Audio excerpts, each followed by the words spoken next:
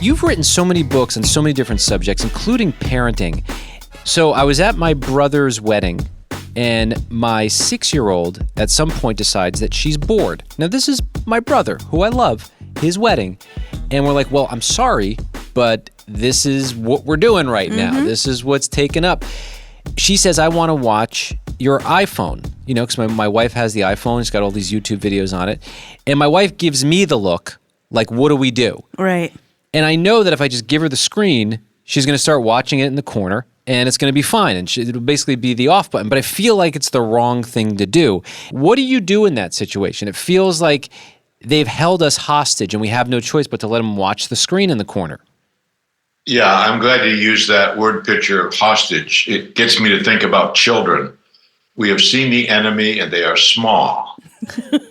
And they use situations that they know can be worked to their advantage. Now, let me say something about screen time in general. Screen time for children is not good for children. Let's just start with that.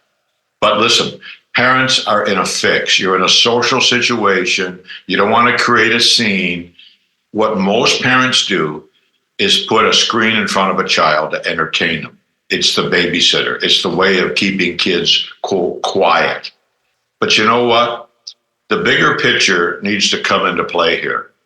Life isn't always fun. Life isn't always what you want to do. I call it reality discipline. And there is something to training children. And so you train kids and you have expectations for kids that are in line with the goals and values that your family holds the closest. So, yeah, that little reminder inside of you, TJ, I don't think this is the right thing, is a good instinct. It's not the greatest thing.